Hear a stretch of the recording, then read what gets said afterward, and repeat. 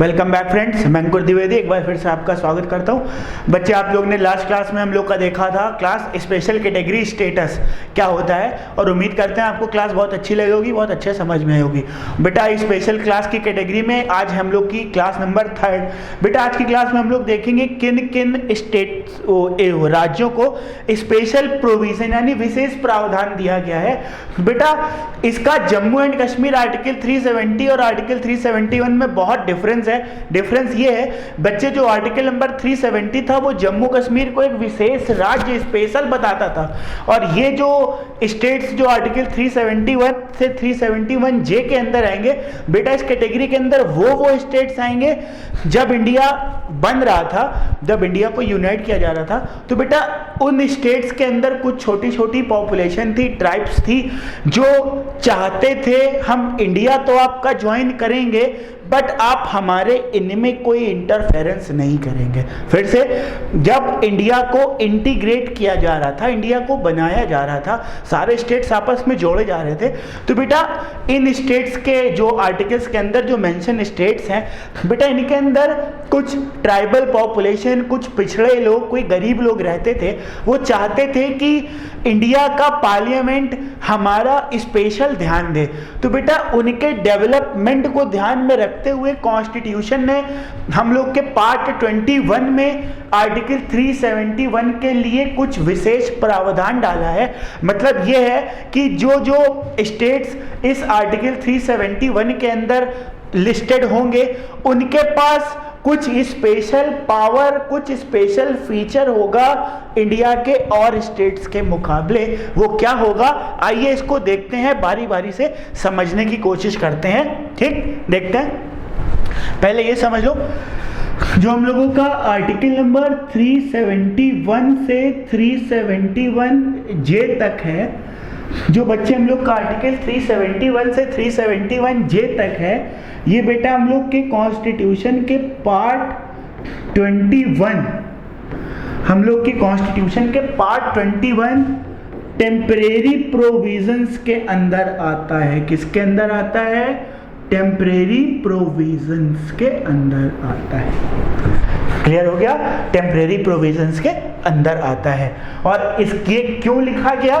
क्योंकि इस स्टेट्स के अंदर कुछ अंडर डेवलप्ड था, यहाँ पे कोई पॉपुलेशन थी, ट्राइब्स थी, जिनके लिए स्पेशल फीचर्स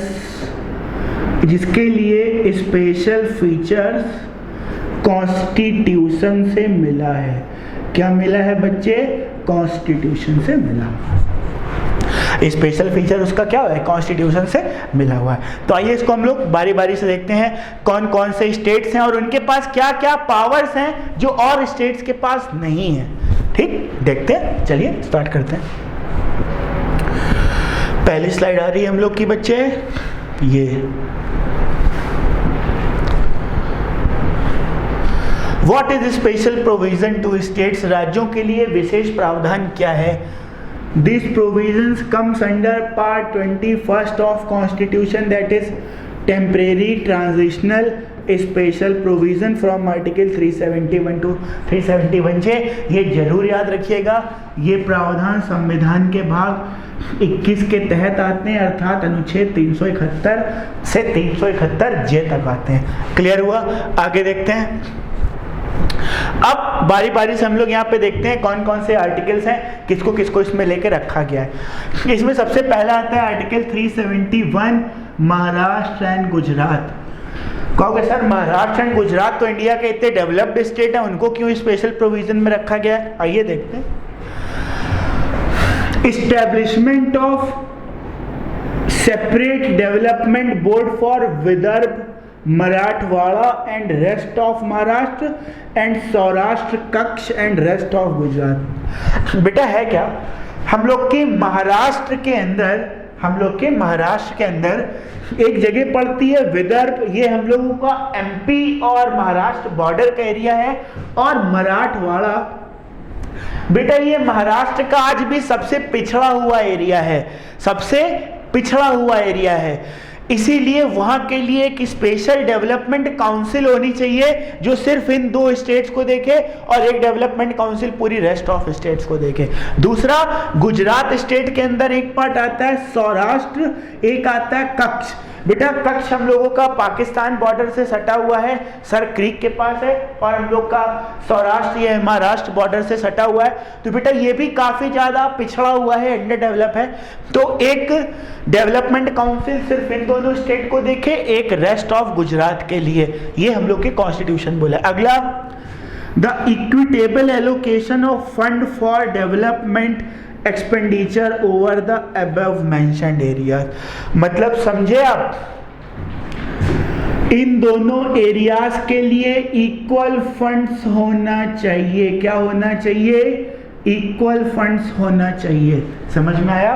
चलते हैं आगे। अगला आर्टिकल 371A नागालैंड। अब नागालैंड के लिए क्या बोला गया? बेटा ये आर्टिकल याद करते चलिएगा। इस बार यूपी पीसीएस के एग्जाम में इससे रिलेटेड एक क्वेश्चन आया था कि ये किस आर्टिकल के अंदर आता है, तो आपको ये पता होना चाहिए। आर्टिकल 371 है नागालैंड। बेटा act of parliament relating to following matters would not apply to Nagaland unless state assembly decides। बेटा देखो, बड़े ध्यान से देखो, निम्नलिखित मामलों से संबंधित संसद का अधिनियम नागालैंड पर लागू नहीं होगा जब तक कि राज्य विधानसभा निर्णय नहीं लेती। ये कुछ आर्टिकल 370 और जम्मू एंड कश्मीर से मिलता जुलता है ना बेटा, है ना? कुछ ऐसे लग रहा होगा। आर्टिकल 370 और जम्मू कश्मीर से मिलता जुलता, पर बेटा ये जम्मू एंड कश्मीर की तरीके नहीं है। यहाँ पे ना नागा की जो ट्राइबल पॉपुलेशन है उनके ध्यान में रखते हुए ये प्रोविजन क्या होता है, कौन कौन से देखते हैं। Religious and social practice of Nagas. मतलब इंडिया का पार्लियामेंट बेटा कोई भी फंडामेंटल राइट्स, कोई भी fundamental duties, right to religion कुछ भी बनाएगा बेटा वो नागालैंड के में लागू नहीं होगा जब तक नागालैंड की असेंबली नहीं उसको अप्लाई करना चाहती। वो किससे रिलेटेड होना चाहिए? Religious of social practices of Nagas. मतलब हम लोग का पार्लियामेंट कोई नागाज के ऊपर कोई रूल बनाए कि पूरे इंडिया में नागाज लोग इस तरीके से काम करेंगे, वो ऐसे रहेंगे, वो ऐसे रहेंगे, तो बेटा नागालैंड के अंदर वो पार्लियामेंट का रूल लागू नहीं होगा अनटिल और अनलेस वहां की लोकल असेंबली उसको पास नहीं कर देती। क्लियर हो गया आपको? चलते हैं आगे। Naga customary law and procedure. बेटा नागाओं के रहन सहन और उनके प्रैक्टिस करने का तरीका। Administration of criminal justice involving decision according to Naga customary law. बहुत इंपॉर्टेंट पॉइंट है। मतलब बेटा आज अगर आप कोई क्राइम करते हो तो बेटा इंडियन पेनल कोड आपके ऊपर वर्क करता है, सारी सजाएं, सारे जज, सारे प्रावधान इसके तरीके से होते हैं। पर बेटा जो नागालैंड के अंदर जो नागास का क्रिमिनल सिस्टम है कि अगर आपने किसी नागा को छेड़ा, किसी को मारा, तो वो आपको तलवार से काट देगा, आप उसको धनुष बाण से मार दोगे। तो बेटा ये सारे को आईपीसी के अंडर लिस्ट नहीं किया गया। मतलब उनकी जो प्रैक्टिस है, अगर आपने चोरी किया तो आपकी आंख में तीर मारेंगे तो वो रूल बना रहेगा, उसको पार्लियामेंट चेंज नहीं कर सकता। क्लियर हो गया आपको? तो ये नागा की लोकल प्रैक्टिस है। नागा प्रथा कानून के अनुसार निर्णय लेने वाले नागरिक या आपराधिक न्याय का प्रशासन, मतलब इसको आप चेंज नहीं कर सकते। Ownership and transfer of land and resources. मतलब समझे, आप नागालैंड के अंदर कोई ऐसा रूल नहीं बना सकते कि आप नागालैंड को मर्ज करके दूसरे स्टेट से कर दोगे जब तक वहां की असेंबली क्या नहीं करती, पास नहीं कर देती। क्लियर हो गया? एक एग्जाम्पल, जैसे इसका मैं आपको एग्जाम्पल देता हूँ। जैसे मान लीजिए नागालैंड में एक इंडस्ट्री लगानी है, उसके लिए जमीन का अलॉटमेंट सेंट्रल गवर्नमेंट ने बोला कि जाओ तुम नागालैंड में इंडस्ट्री लगा लो। तो बेटा जब तक वहाँ की लोकल गवर्नमेंट, लोकल स्टेट इस बिल को अप्रूव नहीं करता, नागालैंड के उस जगह पे कोई इंडस्ट्री, कोई लैंड नहीं लगाई जा सकती। क्लियर हुआ क्या? आगे चलते हैं, देखते हैं।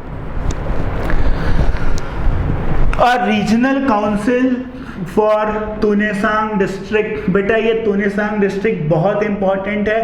Consisting of 35 members should be formed and governor in this description shall make all rules and temps मतलब समझे बेटा, नागालैंड के अंदर एक डिस्ट्रिक्ट आती है तुनेसांग डिस्ट्रिक्ट। कौन सी आती है? तुनेसांग डिस्ट्रिक्ट आती है बेटा। तुनेसांग डिस्ट्रिक्ट के अंदर ही मतलब मान लीजिए इसको, एक मान लीजिए कि एक छोटा सा ये देश ही है। यहाँ पे जो लोग होते हैं वो लोकल तरीके से चूज करे जाते हैं और तुनेसांग के लिए अंदर रूल्स एंड रेगुलेशन चलते हैं। मतलब इसको इंडियन लॉ से कोई लेना देना नहीं है, मतलब ये यहाँ के लोकल लॉ फॉलो करते हैं, तो पार्लियामेंट इसको रोक नहीं सकता, हटा नहीं सकता है। अगला आर्टिकल 371B असम। 371A हो गया, अब 371B हो गया असम। अब इसके अंदर क्या है, असम को क्यों स्पेशल प्रोविजन दिया गया? प्रेसिडेंट में provide for the constitution and functions a committee of legislative assembly of state consisting of members of that assembly elected from tribal area of Assam. मतलब आसाम के ट्राइबल एरिया से रिलेटेड इसमें बात कही गई है। आगे, president can also direct that governor shall have special responsibility to secure proper functioning of that committee।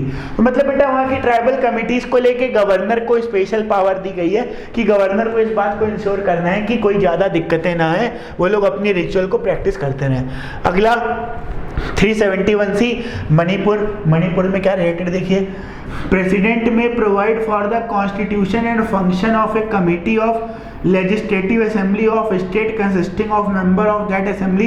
Same वही चीज जो असम की थी। और अगला, president can also direct that governor shall have special responsibility secure. Same वही चीज है, governor should submit annual report to the president regarding the administration of the hill areas. मतलब बेटा इसमें एक चीज और ऐड कर दिया गया, मतलब मणिपुर का जो हिली एरियाज है उसमें कितना डेवलपमेंट हुआ उसकी आपको स्टेटस रिपोर्ट एनुअली प्रेसिडेंट के पास सबमिट करनी होगी, तभी प्रेसिडेंट उस पर डिस्क्रिप्शन ले सकता है कि आप जो काम कर रहे हो वो कैसा कर रहे हो, अच्छा कर रहे हो, बुरा करो, ये सारी चीज़ें। ठीक, आगे देखते हैं article 71D special provision of Andhra Pradesh. Andhra Pradesh के लिए विशेष प्रावधान। President is empowered to provide equitable opportunities and facilities for people belonging to different part of state in matter of public employment education। बेटा यहाँ पे public employment और education से related special provision दिया गया है। आगे, President may provide for establishment of an administrative tribunal in the state to deal with certain disputes related to appointment and allotment of promotion of civil post। तो मतलब ये सारी चीज़ें ऐसे थ्योरेटिकल है बेटा, इसमें एक बार आप जाके रीडिंग कर लीजिएगा। 371E इसमें सिक्किम की बात करी गई है। सिक्किम में क्या दिया गया है, legislative assembly shall not less than 30 members plus 1 seat from the state in Lok Sabha and 1 in parliamentary constituency. मतलब यहाँ पे एक स्पेशल असेंबली की बात करी गई है, 30 असेंबली होनी चाहिए और पार्लियामेंट के अंदर एक कमेटी होनी चाहिए। आगे, governor in this description have special responsibility for piece and equitable arrangement for socio economic development of different section of Sikkim. यही यहाँ पे बेटा चोग्याल्स लोग रहते तो उन्हीं की बात करी गई है। 371G मिजोरम की बात करी गई है बेटा, यहाँ पे 40 असेंबलीज में क्या होनी चाहिए, सीट्स होनी चाहिए। और act of parliament related to following matter, ये डायरेक्टली अप्लाई नहीं होगा। कौन कौन सा मैटर देखिए, रिलीजियस एंड प्रैक्टिस ऑफ मिजोरम्स, Mizo customary law, administration of civil और क्रिमिनल जस्टिस। तो बेटा ये सेम जैसे नागाज के साथ था वही मिजोस के साथ है। बेटा मिजो भी एक ट्राइब है, नागाज भी एक ट्राइब है, तो इससे रिलेटेड ये स्पेशल प्रोविजंस इसके अंदर दिए हुए हैं। ठीक, आगे देखते हैं आर्टिकल 371H अरुणाचल प्रदेश के बारे में इसके अंदर बात करी गई है। लेजिस्लेटिव असेंबली शैल हैव कितनी seats, 30 members, sorry legislative assembly जिसमें कितने होने चाहिए, 30 होने चाहिए। और governor of Arunachal Pradesh on description of president shell have special responsibility for law and order of state. Simple वही चीजें हैं, बार बार बेटा रिपीट हो रही हैं, रट्टा मारो जिंदाबाद। 371 है special provision for Goa, is to consist not less than 30 members, यही स्पेशल प्रोविजन है। बेटा आगे हम लोग स्टेट असेंबली पढ़ेंगे, उसमें देखेंगे 371J कर्नाटका। 371J बेटा ये आया था हम लोग का इस बार UPPSC 2020 के अंदर, ये एग्जाम में आया था बेटा। इस बार क्वेश्चन पूछा गया था कि ये कौन सा स्टेट इसके अंदर आता है। Establishment of separate development board for Hyderabad and Karnataka region, simple है, कोई नया नहीं है। Making a provision that a report on working of board will be placed every year before state legislative assembly, same चीज़ है, रट्टा मारो जिंदाबाद, रटते रहो रटते रहो, ये सारी चीज़ें रट लेना। तो ये क्लास हम लोग की यहीं फिनिश होती है, इसमें ऐसा कुछ इतना खास नहीं था, खाली प्रोविजंस थे। तो बेटा आपको ये इसके सारे पार्ट, सारे फीचर समझ में आ गए होंगे कि कैसे प्रोविज़न है, कैसे प्रावधान है। तो मिलते हैं हम लोग अगली क्लास में। MCQs इन सब के बेटा मिसलेनियस MCQs लेके आएंगे उसमें। तब तक थैंक यू, धन्यवाद।